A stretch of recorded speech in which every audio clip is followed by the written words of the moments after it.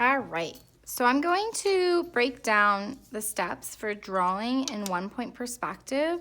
Currently, we're working on drawing a city using 1-point perspective. Our learning target is to use 1-point perspective to create form and space in our art. So every 1-point perspective piece needs a horizon line. So using your pencil, lightly draw a horizon line with your ruler. Now you'll see that this ruler is too short, so you'll want to slide it across, line it back up with your paper and your line, and continue your horizon line. This should be placed around the middle of your paper. Next, we need a vanishing point. A vanishing point is where all the lines vanish.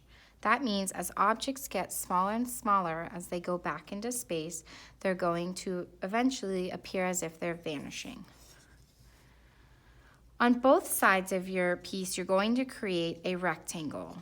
Now in class, we measured taking our ruler and making sure our 1 was at the top and our 12 was at the bottom. We made a mark at the 2 and at the 10.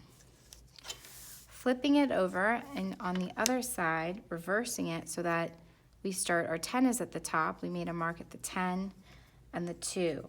This gives you 2-inch spacing between your rectangles that you're going to draw. You'll continue to add a line across, line your ruler up to the edge of your paper and draw to the 3. You'll do this for each mark that you made. This is ensuring that you have equal rectangles and that your buildings will be straight. Always use the flattest part of your ruler. Most rulers will have a metal piece along the side, like this one, that helps you keep a straight edge. However, sometimes these can get damaged and broken, and then it's no good and the edge is no longer straight. In that case, you would not want to use that ruler. You would want to turn that ruler in and grab a different one. Line your ruler up again to the edge of your paper. Now this paper measures about 12 inches across in height. So if your ruler's like this and you notice the corners of your ruler coming off your paper, then it's clear that your ruler is crooked. And you want your ruler to be straight when you make these lines. So if I push my ruler back, actually let's go this way. If I line my ruler up so that it's to the edge of those 3-inch lines I just made, I can connect them to make my rectangles. Once that's done, I'm going to erase my horizon line just from the rectangle because I'm not going to need that horizon line anymore. I'm then going to connect the bottom of my rectangle to my vanishing point on both sides. I make sure that my ruler is lined up to the very bottom of my rectangle and to the vanishing point. I do the same thing for the top of my rectangle for each rectangle. Once that's finished, I'm going to erase the rest of my horizon line. We are not going to use it anymore for this part of the lesson. It's always a good idea to have a large pink eraser nearby so that you can erase faster, and it's also easier to erase when you're using a larger eraser. Now this eraser comes in handy for smaller spots, which we'll get into later. Taking your ruler, make sure it's lined up to the edge and use about 3-finger spacing. About doesn't mean it has to be perfect. And draw a line from the top to the bottom of those 2 diagonal lines you just made. We'll call these our triangle spaces. So you're going to create a line inside your triangle space, and you're going to do that on both sides. Use about 1 finger or 2-finger spacing, or even just the width of your ruler So I line my ruler up to the last line I just made and draw a second line inside your triangle spacing. Do that for both sides. Then turn your ruler to be horizontal, line it up to the edge, and draw your line across. Do this for both sides.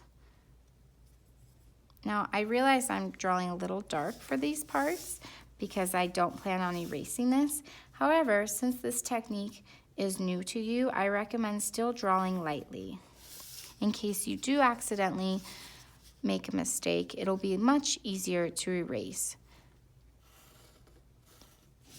What this is doing is it's creating that form in my piece. So up here, I no longer need this spacing. I'm going to erase that.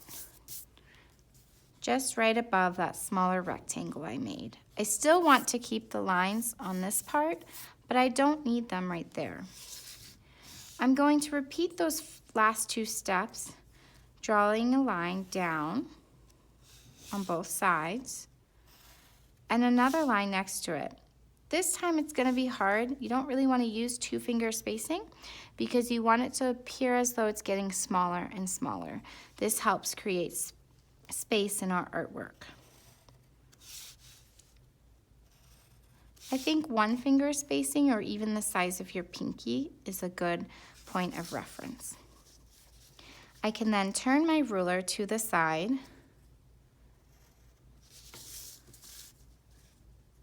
and draw my lines that are going horizontal. These will be parallel to what would have been my horizon line that I erased. I want to then erase the tops again.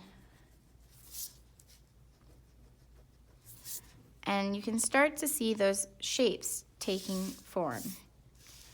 Now next I'm going to line my ruler back up to my vanishing point and take my line and draw it all the way down till I touch the edge of my paper. I'm just going back over this original line, but this time I'm extending it to make it longer so that it touches the edge of my paper.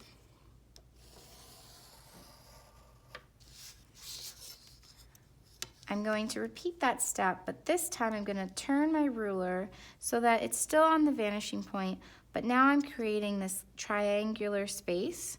This will eventually become my sidewalk. And you're going to start to see your city taking shape.